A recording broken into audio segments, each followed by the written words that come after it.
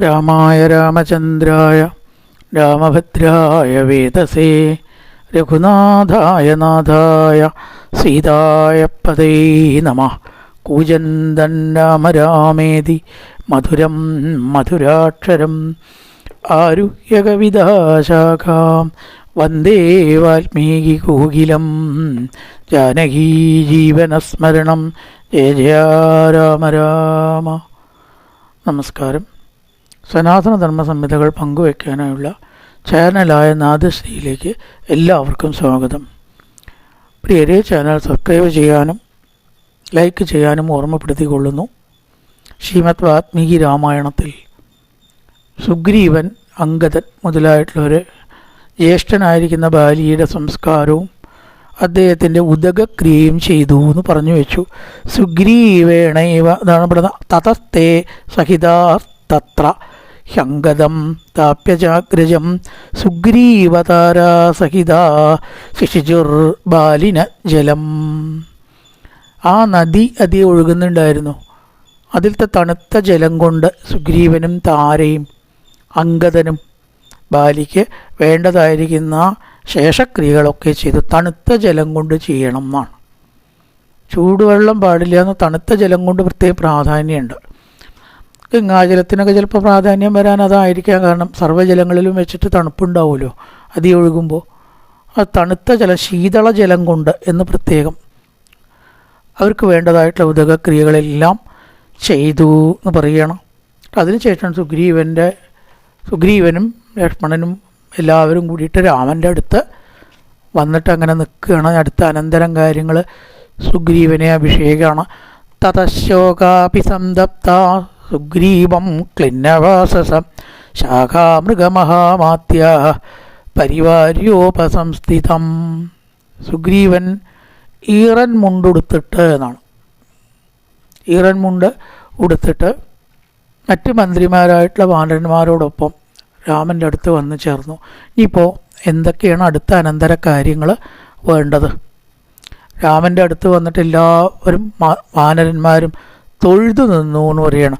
അഭിഗമ്യ മഹാബാഹും രാമം അക്ലിഷ്ടകാരിണം. ശക്തനും അതുപോലെ തന്നെ തേജസ്വിയുമായിട്ടുള്ള ആ രാമനെ തൊഴുത് പ്രാഞ്ജലയ സർവേ, എല്ലാവരും കൈകൂപ്പി തൊഴുതിട്ട് അനന്തരം എന്താണ് വേണ്ടത് എന്നങ്ങനെ ചോദിച്ച സമയത്താണ് കാഞ്ചനശൈലതുല്യനായിട്ടുള്ള, സ്വർണത്തിൻ്റെ ഒരു പർവ്വത തുല്യനായിട്ടുള്ള ഹനുമാൻ ആ സമയത്ത് പ്രകാരം പറഞ്ഞു. കാഞ്ചനശൈലാഭ തരുണ അർക്ക നിഭാനന. ബാലസൂര്യൻ്റെ തേജസ്സോട് കൂടിയിട്ടതായിട്ടുള്ള ആ ഹനുമാൻ അബ്രവീത് മാരുതാത്മജനായിരിക്കുന്ന ഹനുമാൻ ഇങ്ങനെ പറഞ്ഞു. ഭവത് പ്രസാദാൽ സുഗ്രീവ പിതൃപൈതാമഹം മഹത് വാനരാണാം സുദുഷ്പ്രാപം പ്രാപ്തോ രാജ്യമിതം പ്രഭോ. സർവേശ്വര രാമചന്ദ്ര, അങ്ങയുടെ പ്രസാദാൽ, അങ്ങയുടെ കഴിവുകൊണ്ടും പ്രസാദം കൊണ്ടും ഇപ്പോൾ സുഗ്രീവൻ രാജ്യം നേടി. അവൻ ആഗ്രഹിച്ചതായിട്ടുള്ള കാര്യം നേടിക്കഴിഞ്ഞിരിക്കുന്നു. വളരെ മംഗളകരമായിട്ട് തന്നെ ആ കർമ്മങ്ങളും ഇവിടെ അനുഷ്ഠിക്കപ്പെട്ടു എന്ന് പറയുകയാണ്. ഇനി ഇവിടുന്ന് അങ്ങോട്ട് ആ സുഗ്രീവൻ വേണ്ട വിധം രാജ്യമൊക്കെ ഭരിക്കട്ടെ, സൽപ്പേരും കീർത്തിയും ഉണ്ടാക്കട്ടെ. സംവിധാസ്യതി കാര്യാണി സർവാണി സസുഹൃജ്ജന. സുഹൃജ്ജനങ്ങളോടുകൂടി വേണ്ടപ്പെട്ടവരെ വേണ്ട രീതിയിലൊക്കെ മന്ത്രിസഭ, ഓരോരുത്തർ വരുമ്പോൾ ഈ മന്ത്രിസഭയിൽ അഴിച്ചുപണിയൊക്കെ ഉണ്ടാവും എന്ന പോലെ തനിക്ക് ഇഷ്ടപ്രകാരത്തിലുള്ള മന്ത്രിമാരെയൊക്കെ വേണ്ട പോലെയൊക്കെ സ്ഥാനത്ത് വെച്ച് ആ കാര്യം, അനന്തര കാര്യം മംഗളകരമായിട്ട് നടത്തുകയാണ് ഇനി വേണ്ടത് എന്ന് പറയുകയാണ്. സ്നാതോയം വിവിധേർ ഗന്ധേർ ഔഷധേശ്ച യഥാവിധി അർച്ചയിഷ്യതി രത്നൈശ്ച മാലേച്ച താം വിശേഷത. ഇനി എന്തു വേണം? വിവിധങ്ങളായിട്ടുള്ള സുഗന്ധ ഔഷധങ്ങൾ, ഓഷധികൾ മുതലായിട്ടുള്ളതിലൊക്കെ നീരാടിയിട്ട് വേണ്ട വിധത്തിൽ ഹേ രാമ അങ്ങയെ രത്ന കൊണ്ടും മാലകളെ കൊണ്ടും അർച്ചിക്കും. കാരണം ഇതിനെല്ലാം കാരണം രാമനാണ്. അതുകൊണ്ട് എന്തു വേണം? രാമനെ വിധിവൽ പൂജിക്കുക, വിധിപ്രകാരം പൂജിക്കുക. രത്നങ്ങളെ കൊണ്ടും സുഗന്ധൌഷധികളെ കൊണ്ടോ പുഷ്പങ്ങളെ കൊണ്ടോ വിശിഷ്ട പദാർത്ഥങ്ങളെ കൊണ്ടോ അല്ലയോ സർവേശ്വര രാമ. ഇതിലിപ്പോൾ ഈ സർവേശ്വര എന്നുള്ള വിളിയില്ല കേട്ടോ, നമ്മുടെ നാവുമ്പിൽ ഇപ്പോൾ അത് വരികയാണ്. അതുകൊണ്ട് ഒരു തെറ്റുമില്ല, രാമനെ ഈശ്വരനായിട്ട് തന്നെ കാണണമെന്ന്. അപ്പോൾ എൻ്റെയും എൻ്റെ പോലെയുള്ളവരുടെയും വിചാരം അവിടെ ഒരു തെറ്റാ. അവിടെ ഭഗവാൻ തന്നെയല്ലേ, ഭഗവാന്റെ അവതാരമാണെന്ന് പറയണു. അപ്പം അങ്ങനെയൊക്കെയാണ് പറയാൻ സുഖമുള്ളത്. ഈ രാമ നരേന്ദ്ര രാജാവേ എന്ന് വിളിക്കുമ്പോൾ ഒരു സാധാരണക്കാരനാണ്. അപ്പം അതുകൊണ്ട് നമ്മളിവിടെ അങ്ങനെ തന്നെ വിളിക്കണം, സ്വദേശം വിളിക്കുകയാണ് കേട്ടോ, തെറ്റിയിട്ടൊന്നുമല്ല വിളിക്കണം. അതുകൊണ്ട് സർവേശ്വര അങ്ങനെയല്ലേ അർച്ചിക്കേണ്ടത്. പൂജയും പുസ്തകമൊക്കെ ആർക്കാ? സ്തോത്രം പൂജ അതൊക്കെ ഈശ്വരനല്ലാണ്ട് മനുഷ്യനെ പൂജിക്കുക എന്ന് പറഞ്ഞാൽ അതൊക്കെ തൽക്കാലം സന്തോഷിപ്പിക്കാനേ ഉള്ളൂ. യഥാർത്ഥത്തിൽ പൂജിക്കേണ്ടത് ആരെയാണ്? സർവേശ്വര അങ്ങനെയല്ലേ. മാല്യേച്ചത്താം വിശേഷത, മാലകളെ കൊണ്ട്, രത്നമാലകളെ കൊണ്ട്, സുഗന്ധദ്രവ്യങ്ങളെ കൊണ്ട് അങ്ങയൊന്നങ്ങനെ അർച്ചിക്കട്ടെ. അതിനൊരു അവസരമാണ്. കാരണം വിജയിച്ചു, അങ്ങയുടെ കാരണം കൊണ്ടാണ് ഇതെല്ലാം ഉണ്ടായത്. അതുകൊണ്ട് അങ്ങ് എന്ത് ചെയ്യണം? ഇമാം ഗിരിഗുഹാം രമ്യാം അഭിഗന്ധ്യം ഇതോർഹസി. ഈ ഗുഹയുടെ അകത്തേക്ക്, അവിടെ കൊട്ടാരം എന്ന് പറഞ്ഞ ഗുഹയാണ്, ഇനി അങ്ങൊന്ന് വരണം. എന്നിട്ട് വേണം സുഗ്രീവ അഭിഷേകത്തിന് അങ്ങ് നേതൃത്വം കൊടുക്കാനായിട്ട്. അതുകൊണ്ട് ഈ ഗുഹയിലേക്ക് ദയവായിട്ട് അങ്ങ് എഴുന്നള്ളിയാലും എന്ന് പറയണം. കുരുഷ്വസ്വാമി സംബന്ധം വാനരാൻ സംപ്രഹർഷയൻ. ഈ വാനരന്മാരെ മുഴുവനും സന്തോഷിപ്പിക്കാൻ വേണ്ടിയിട്ട്. എങ്ങനെയാണ് വാനരന്മാരെ സന്തോഷിപ്പിക്കുക? അവർക്കൊരു നാഥനുണ്ട് എന്ന് വരണല്ലോ. ബാലി എന്ന നാഥൻ ഇതാ കാലഹരണപ്പെട്ടു. അതുകൊണ്ട് അവർ അനാഥബോധത്തിൽ ദുഃഖിക്കുകയാണ്. ഞങ്ങൾക്ക് ആർക്കും നാഥനില്ല എന്ന് പറഞ്ഞു. അത് മാറ്റാം. എങ്ങനെയാ? സുഗ്രീവനെ രാജാവായിക്കൊണ്ട് സർവേശ്വര ഈ അനാഥകളായിട്ടുള്ള വാനരന്മാരെ അങ്ങൊന്ന് സനാഥരാക്കിയിട്ട് സന്തോഷിപ്പിക്കണം എന്ന് പറയണ സംപ്രകർഷയൻ. അവരെ സന്തോഷിപ്പിച്ചുകൊണ്ട് ഈ ഗുഹയ്ക്കകത്തേക്ക് വന്നാലും. രാമൻ പറഞ്ഞു, ഞാൻ 14 കൊല്ലത്തിന് ഒരു നഗരത്തിൽ പ്രവേശിക്കില്ല. രാജധാനി ഗുഹ എന്നൊക്കെ പറഞ്ഞാൽ വാനരന്മാരെ സംബന്ധിച്ച് അതാണ് അവരുടെ നഗരം. അപ്പോൾ 14 വർഷം ഞാൻ കാട്ടിൽ കഴിയാൻ തീരുമാനിച്ച വ്രതത്തിലായതുകൊണ്ട് അത് കഴിഞ്ഞല്ലാണ്ട് ഗ്രാമത്തിലോ നഗരത്തിലോ പ്രവേശിക്കില്ല. പിതാവിൻ്റെ ആജ്ഞയുടെ പാലനത്തിൻ്റെ ഭാഗമാണ് അത്. അതുകൊണ്ട് എനിക്കിപ്പോൾ തൽക്കാലം വരാൻ കഴിയില്ല. സുഗ്രീവാഭിഷേകം കേമായിട്ട് നടക്കട്ടെ. ലക്ഷ്മണന് വേണമെങ്കിൽ പോവാം. ലക്ഷ്മണൻ ഈ വ്രതത്തിൻ്റെ ഭാഗമല്ല, വനവാസവും ബാധകമല്ലല്ലോ. എൻ്റെ കൂടെ വന്നു എന്നുള്ളതോട് ലക്ഷ്മണൻ പോട്ടെ. ദശതമാ സൗമ്യ ഗ്രാമ വാ യതിവ പുരം. പുരം എന്ന് പറഞ്ഞാൽ പട്ടണം. ഗ്രാമമാകട്ടെ പട്ടണമാവട്ടെ ഞാൻ പ്രവേശിക്കില്ല. അതുകൊണ്ട് ബാക്കിയുള്ളവരൊക്കെ അവിടത്തേക്ക് ഹനുമാനെ ഞാൻ പ്രവേശിപ്പില്ല. ഹനുമാനെ വിളിച്ചുകൊണ്ട് പറയണം. ലക്ഷ്മണൻ സുഗ്രീവൻ മുതലായിട്ടവർക്ക് കിടക്കാം. സുഗ്രീവൻ അവിടെ രാജാവാവട്ടെ. ആ ഗുഹയിൽ പ്രവേശിച്ച് വിധിപ്രകാരം അഭിഷിക്തനായിക്കോട്ടെ. അതിനൊരു തെറ്റുമില്ല. പ്രവിട്ടോ വിധിവത് വീര, ഹേ വീരന്മാരെ വിധിപ്രകാരം സുഗ്രീവൻ അഭിഷിക്തനാവട്ടെ എന്ന് പറഞ്ഞുകൊണ്ട് രാമൻ പുറത്തു നിന്നതേ ഉള്ളൂ.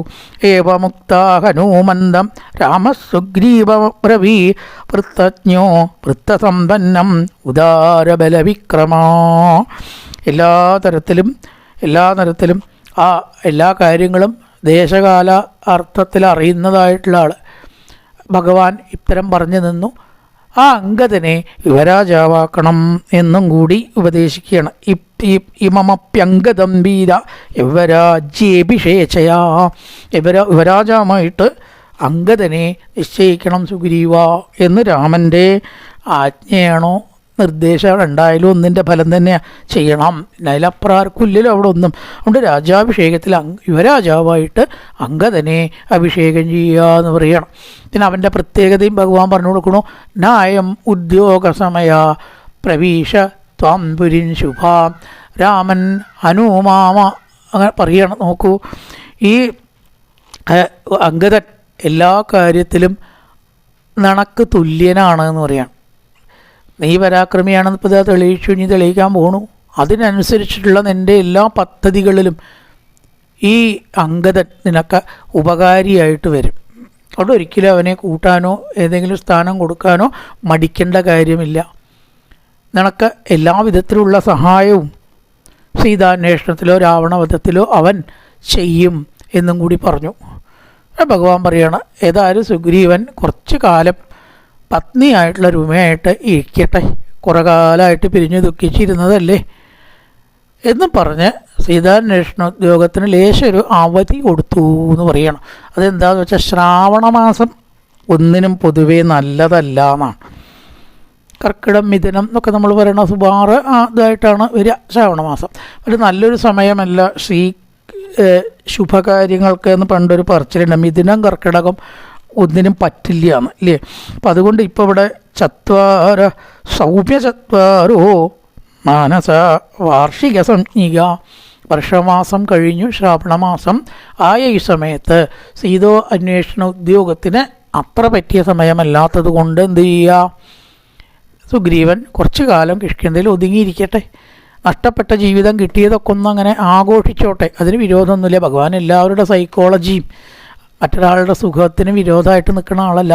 ഇത്ര സൈക്കോളജിക്കലാണ്, കുറച്ച് അവിടെ ഇരിക്കട്ടെ. ശ്രാവണ മാസമൊക്കെ കഴിഞ്ഞ് കാർത്തിക മാസം ആവണ സമയത്തോ നമുക്ക് സീതാന്വേഷണ ഉദ്യോഗം ആരംഭിക്കുകയും ചെയ്യാം എന്ന് പറയണം.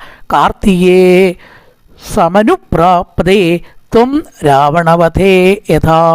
കാർത്തിക മാസം വൃശ്ചിക മാസമൊക്കെ ആവും വരുമ്പോഴേക്കും ശരത്തിൻ്റെ ആരംഭം ഉണ്ടാവും. അപ്പോൾ നമുക്ക് എന്ത് ചെയ്യാം, കാർത്തിക മാസം കാലമാകുമ്പോഴേക്കും നമുക്ക് സീതാന്വേഷണ ആരംഭം തുടങ്ങാം. അതുവരേക്കും നമുക്ക് ലേശം വിശ്രമിക്കാം എന്ന് പറഞ്ഞു. ഇങ്ങനെ പറഞ്ഞതിന് ശേഷം അവിടെ ഒരു ഗുഹയുണ്ട്, ആ ഗുഹയുടെ അടുത്തേക്കാണ്ട് പോവുകയാണ്. അതിന് ഈ സുഗ്രീവൻ അപ്പോഴേക്കും ഗുഹയിലേക്ക് പ്രവേശിച്ചു. സുഗ്രീവൻ്റെ അഭിഷേകമാണ് ഇനി പ്രധാന ഘട്ടം. ഇതി രാമധനുജ്ഞാത സുഗ്രീവോ വാനരാധിപ പ്രവിവേശപുരീം രമ്യാം കിഷ്കിന്ദാം ബാലിപാലിതാം.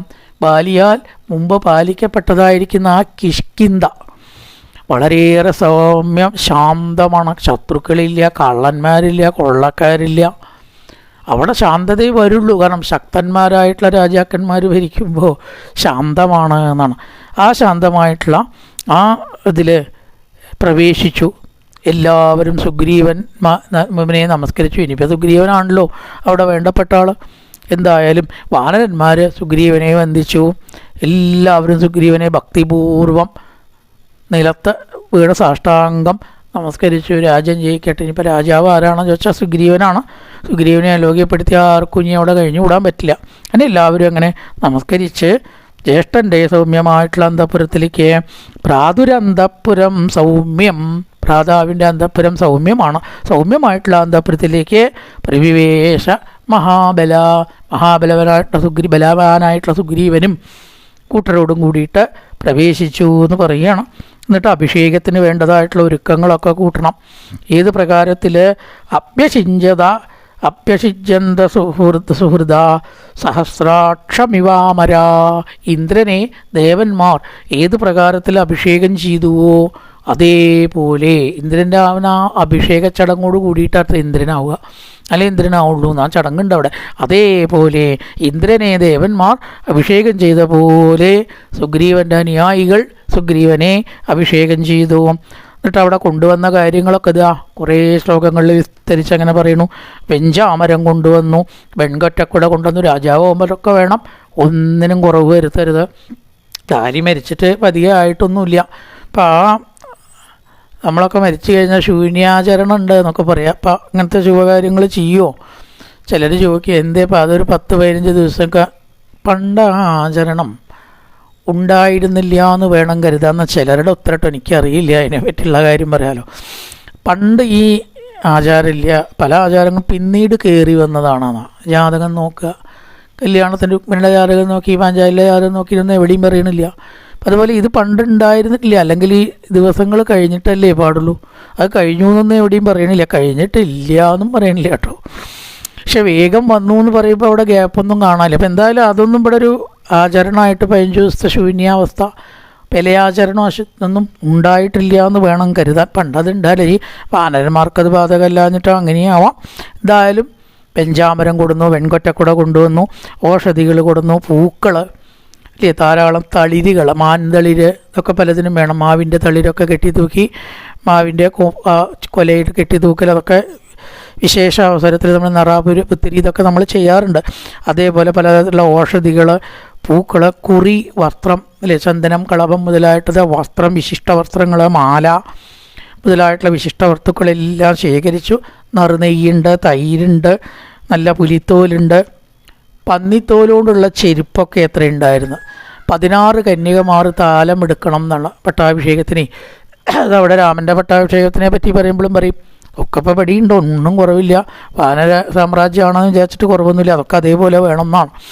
അങ്ങനെയുള്ള ഒരു സാമ്രാജ്യമാണ്, രാജവംശമാണ് ബാലിയുടെ സുഗ്രീവൻ്റെയൊക്കെ 16 കന്യമാർ. പിന്നെയോ ബ്രാഹ്മണർ വേദങ്ങൾ ചൊല്ലാൻ വേണ്ടിയിട്ടും വാക്യങ്ങൾ ചൊല്ലിയിട്ടും ജപിച്ചാർ മറകളും എന്ന് പറയുന്നുണ്ട് മധ്യാത്മ രാമായണത്തിൽ രാമൻ്റെ പട്ടാഭിഷേകത്തിൻ്റെ സമയത്ത്. അപ്പോൾ പട്ടാഭിഷേകത്തിൻ്റെ സമയത്ത് വേദോച്ചാരണം, പ്രത്യേകപ്പെട്ട മണ്ഡലങ്ങളോ സൂക്തങ്ങളോ കൊടുത്തിട്ട് വേദോച്ചാരണം ചെയ്യണം.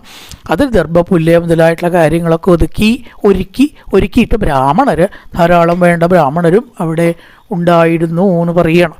അപ്പം എങ്ങനെയായാലും വേണ്ട വിധത്തിൽ വിധിയാമണ്ണം തന്നെ അതെല്ലാം ശാസ്ത്രവിധിക്ക് അനുസരിച്ചിട്ട് അതെല്ലാം നടത്തപ്പെട്ടു എന്ന് പറയണം. അത് കഴിഞ്ഞതിന് ശേഷം നല്ലൊരു സ്വർണ്ണ സിംഹാസനം അവിടുന്ന് കൊണ്ടുവരപ്പെട്ടു എന്നാണ്. സ്വർണ്ണത്തിൻ്റെ സിംഹാസനമൊക്കെ ഉണ്ട്, അതിലാണ് ബാലി ഇരുത്തിയിരുന്നത്. ഇനിയിപ്പോൾ അവിടെ ഇരിക്കേണ്ട ആളാരാന്ന് വെച്ചാൽ സുഗ്രീവനാണ്. അപ്പം അദ്ദേഹത്തിന് വേണ്ടി കൊണ്ടുവന്നു.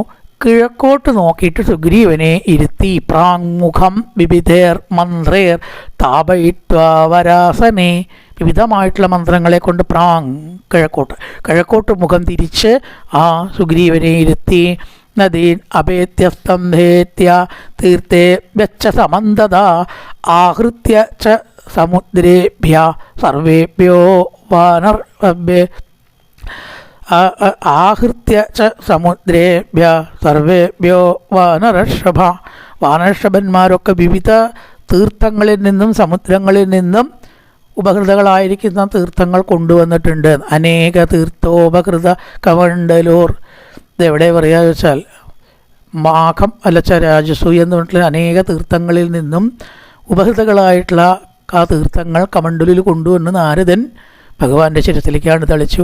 അനേക തീർത്ഥോപകൃത കമണ്ഡലോർ നിതായ ഒക്കെ പറഞ്ഞിട്ട് അനേക തീർത്ഥങ്ങൾ. ആ തീർത്ഥം എന്ന് പറയുമ്പോൾ അത് എന്നെ കയ്യിൽ കരുതുക, അതിനൊരു പ്രാധാന്യമുണ്ട് നമ്മുടെ എല്ലാ സ്ഥലത്തും. നാരദൻ ദൂരത്തുനിന്ന് വരുമ്പോൾ അതാ കൊണ്ടുവരിക. ഫോറിൻ ടോർച്ചോ ഫോറിൻ സാധനം ഉപഹാരമോ ഒന്നുമല്ല അവരുടെ കയ്യിലുണ്ടാവുക. അതിനേക്കാൾ എത്രയോ വിലപ്പിടിച്ചതായിട്ടുള്ള ഗംഗാ യമുന സരസ്വതി മുതലായിട്ട തീർത്ഥങ്ങളിൽ നിന്നും ശേഖരിക്കപ്പെട്ടതായിട്ടുള്ള തീർത്ഥം കമണ്ഡലിലുണ്ടാവും. ആർക്കേ കൊടുക്കുള്ളൂ. അതിൻ്റെ മഹത്വം അറിയണവർക്കാണല്ലേ. ഭഗവാനെ പോലുള്ളവരാണ് തളിച്ചപ്പോൾ ഭഗവാൻ ഇതിലും മീതൊരു ഭാഗ്യമില്ല എന്നുള്ള രീതിയിൽ ശിരസ് താഴ്ത്തി അതാണ് സ്വീകരിച്ചു. അങ്ങനത്തെവർക്കേ കൊടുക്കുള്ളൂ. അല്ലാത്തവർക്ക് ഈ തീർത്ഥം കൊടുത്തിട്ട് ഇതിൻ്റെ മേലേക്കൊക്കെ എന്താ വെള്ളാക്കണം. അപ്പം അത്തരം അനേക തീർത്ഥങ്ങളിൽ നിന്നും ഉപകൃതകളായിരിക്കുന്ന തീർത്ഥങ്ങൾ അവിടെ കൊണ്ടുവന്ന് സമുദ്രത്തിൽ നിന്ന് കൊണ്ടുവന്നതും ഉണ്ട് എന്ന് പറയുകയാണ്. എന്നിട്ടോ കനക കുംഭേഷു നിധായ എന്നാണ്. അപ്പം കനക കുംഭേഷു നിധായ വിമല ശുഭങ്ങളായിട്ടുള്ള സ്വർണ്ണക്കുടത്തിൽ ആ തീർത്ഥങ്ങളൊക്കെ ആക്കി വെച്ച് വേണ്ട വിധത്തിൽ ആ സുഗ്രീവനെ യഥാർത്ഥ രാജാവായിട്ടും രംഗതനെ രാജാവായിട്ടും അഭിഷേകം ചെയ്തു. അപ്പോൾ അവിടെ കൂടിയിട്ടുള്ള ആളുകൾ അനവധി വാനരന്മാരുണ്ട്. അതിൽ ശ്രേഷ്ഠന്മാർ, മന്ത്രിമാർ, പ്രമുഖന്മാർ, അല്ലേ, സാധാരണക്കാർ, എല്ലാ തരത്തിലും മനുഷ്യന്മാരുടെ ഇടയിലും ഉണ്ട്. അവരുടെ ഇടയിൽ ആ ഗ്രേഡുകളൊക്കെ അവിടെ ഉണ്ട്. ചില ആൾക്കാരുടെ പേരൊക്കെ ഇവിടെ അങ്ങനെ പറയും. ഗജോ ഗവാക്ഷോ ഗവയ ശരഭോ ഗന്ധമാദന മൈന്ദച്ചതി വിധച്ചേവ ഹനുമാൻ ജാമ്പവണ്ണള. പ്രമുഖന്മാരായിട്ടുള്ള ആൾക്കാരാണ് ഗജൻ ഗവാക്ഷൻ ഗവയൻ ശരഭൻ ഗന്ധമാദനൻ മൈന്ദൻ ദിവിധൻ ഒക്കെ. എന്താ വെച്ചാൽ ചില ആൾക്കാരൊക്കെ അമൃത് കഴിച്ചവരാ മൈന്ദനും ദിവിധനും. അമൃത് അകപ്പെട്ടത് കാരണം അവരെ അത്രയും കൊല്ലാൻ പറ്റില്ല എന്നാണ്. എന്തിനും അമൃത് കഴിക്കാനുള്ള അവസരം അവർക്ക് കിട്ടിയിരിക്കണു. മൈന്ദൻ ദിവിധ അവരുടെ പ്രാധാന്യത ഹനുമാൻ പിന്നെ പറയാനില്ല. അങ്ങനെയുള്ള പ്രമുഖന്മാർ. അതുപോലെ തന്നെ ജാമ്പവാൻ നളുണ്ട് നീലുണ്ട് താരൻ പിന്നെ അവിടുത്തെ മന്ത്രിയാണ്. എല്ലാ പ്രധാനപ്പെട്ട പ്രമുഖന്മാരും സാധാരണക്കാരെ ഇടയിൽ നിൽക്കണവരെ മന്ത്രിമാർ വിവിധ തരത്തിലുള്ളതായ വാനരന്മാരാൽ അവിടെ സാന്നിധ്യം കൊടുക്കപ്പെട്ടു എന്നാണ്. എന്നിട്ടോ ആർപ്പ് വിളി ഉണ്ടായി എന്ന് പറയുകയാണ്. സലിലേന സഹസ്രാക്ഷം വാസവം യഥാ അഭിഷിക്തേതു സുഗ്രീവ സർവേ വാനരപുങ്കവാ. എല്ലാ വാനരപുങ്കവന്മാരും കൂടിയിട്ട് സുഗ്രീവൻ ജയിക്കട്ടെ ആർപ്പോ ഈഴോ എന്നൊക്കെ പറഞ്ഞ് ആർപ്പ് വിളിയോട് കൂടിയിട്ട് സുഗ്രീവനെ വാഴ്ത്തി അംഗദനെ യുവരാജാവ് ആക്കി തീർത്തു എന്ന് പറയുകയാണ്. അങ്ങനെ ആ അഭിഷേകം, രണ്ടഭിഷേകമാണ് അവിടെ. ഒന്ന് രാജാവായിട്ടുള്ള അഭിഷേകം, യുവരാജാവായിട്ടുള്ള അഭിഷേകം. അംഗദനെ യുവരാജാക്ക് രാമസ്യതു വച കുറുവൻ സുഗ്രീവോ ഹരിപുങ്കവ അംഗദം സപരിഷ്യജ്യ യൗവരാജ്യേഭിഷേചയേ അംഗദേ ചാഭിഷിക്തേഷു സാനുക്രോശാപ്ലവംഗമാ സാധു സാത്രി സുഗ്രീവം മഹാത്മാനോ ജപൂജയൻ.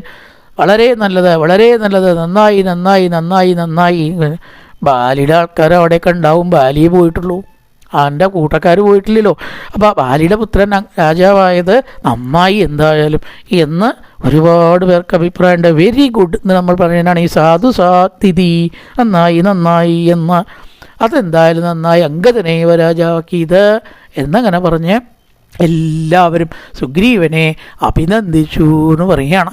എല്ലാവരും രാമലക്ഷ്മണന്മാരെ വാഴ്ത്തി പ്രീതാച്ച തൊട്ടുപു സർവേ താദൃശേ തത്ര വർത്തിതേ ഹൃഷ്ടപുഷ്ട ജനാകീർണ പതാക ദശോഭിത. ധാരാളം പതാകകൾ, കൊടിമരങ്ങൾ, പതാകകൾ, ആ കൊടിയൊക്കെ ഇങ്ങനെ ശോഭിച്ച് അലങ്കരിച്ചിട്ടുള്ളതായിട്ടുള്ള സംഗതികളും അവിടെ ഉണ്ടായിരുന്നു. അതുകൊണ്ടൊക്കെ കിഷ്കിന്ധ നിറഞ്ഞു എന്നാണ് ഇവിടെ. നിവേദ്യരമായ തഥാ മഹാത്മനെ മഹാഭിഷേകം കവിവാഹിനീപതി രുമാംശ ഭാര്യാം പ്രതിലഭ്യ വീര്യവാൻ അവാപരാജ്യം തിദശാധിപോയഥാം. ഏത് പ്രകാരത്തിൽ ഇന്ദ്രൻ എത്ര പ്രാവശ്യം പറയണുണ്ടോ, ഇന്ദ്രൻ സ്വർഗത്തിൽ വാണുവോ, സ്വർഗാധിപനായിട്ട് വാണുവോ, അതേപോലെ സുഗ്രീവൻ രുമയെ നേടി ആ രുമയോട് കൂടിയിട്ട് കിഷ്കിന്ധയിൽ വിരാജിച്ചു, വിളങ്ങി, വിലസിച്ചു എന്നങ്ങനെ പറഞ്ഞ് ഈ വിവരം പുറത്താണല്ലോ രാമൻ നിൽക്കണത്. അവനിപ്പോൾ ഇതൊന്നും കാണുന്നില്ല, അറിയണ്ടെന്നേ ഉള്ളൂ. വേഗം വന്ന് കൊണ്ട് രാമ ദാ അഭിഷേകം യഥാവിധി നടത്തി, അങ്ങ് സമാധാനിച്ചോളൂ, അങ്ങ് പറഞ്ഞ വിധം തന്നെ സുഗ്രീവനെ രാജാവാക്കിയിട്ടുണ്ട്, അംഗദനെ യുവരാജാവുമാക്കി. അതിൻ്റെ ആർപ്പ് വിളി കണ്ടു, അതാ കേൾക്കണമെന്ന് അവിടേക്കൊക്കെ കേൾക്കാം. കുറച്ച് അപ്പുറത്തേക്കും ഇപ്പുറത്തേക്കൊക്കെ കേൾക്കണ വിധത്തിൽ ഒച്ചപ്പാടുണ്ട്. അത്രയും വാനരന്മാർ ആർപ്പ് വിളി വിളിക്കും, ഇതാ ആ ശബ്ദമാണ് കേൾക്കുന്നത് എന്ന് രാമനെ അറിയിച്ചു എന്ന് പറയുകയാണ്. അതിനുശേഷം രാമൻ അവിടുന്ന് പ്രസ്രവണഗിരി എന്ന് പറഞ്ഞിട്ട് ഒരു മലയിലേക്ക് അങ്ങനെ പോവുകയാണ്. നമുക്ക് ഏതായാലും ലക്ഷ്മണ ഇനി ഇവിടെ അധികം നിൽക്കണ്ട എന്നും പറഞ്ഞ് പ്രസ്രവണ മലയിലേക്ക് പോണു. അവിടെ രാമൻ്റെ കുറച്ച് ദുഃഖങ്ങൾ, സീതാന്വേഷണത്തിൽ സീതയെ കിട്ടാത്തതായിട്ടുള്ള ദുഃഖം പറയണു. ലക്ഷ്മണനെ ആശ്വസിപ്പിക്കുകയാണ്. എല്ലാം ശരിയാക്കാം, ഈ മഴക്കാലം കഴിഞ്ഞോട്ടെ എന്ന് പറയുന്ന ഭാഗങ്ങൾ, ആ സർഗങ്ങളാണ് ഇവിടുന്ന് അങ്ങോട്ട് ുള്ളത്. പൂർവൻ്റെ മതപോവനാധിഗമനം മത്വാ മൃഗങ്കാഞ്ചനം വൈദേഹീഹരണം ജടായുമരണം സുഗ്രീവ സംഭാഷണം ബാലീനിഗ്രഹണം തമുത്രതരണം ലങ്കാപുരീദാഹനം പശ്ചാത് രാവണകുംഭകർണനിധനം ഏതത്യരാമായണം രാമായ രാമചന്ദ്രായ രാമഭദ്രായ വേതസേ രഘുനാഥായ നാഥായ സീതായ പതൈ നമഃ. ഓം പൂർണ്ണമദ പൂർണ്ണമിദം പൂർണ്ണാൽ പൂർണ്ണമുദച്യതേ പൂർണ്ണസ്യ പൂർണ്ണമാദായ പൂർണ്ണമേവാവശിഷ്യതേ. ഓം ശാന്തി ശാന്തി ശാന്തി. ഹരി ഓം ശ്രീ ഗുരുഭ്യോ നമഃ. ഹരി ഓം.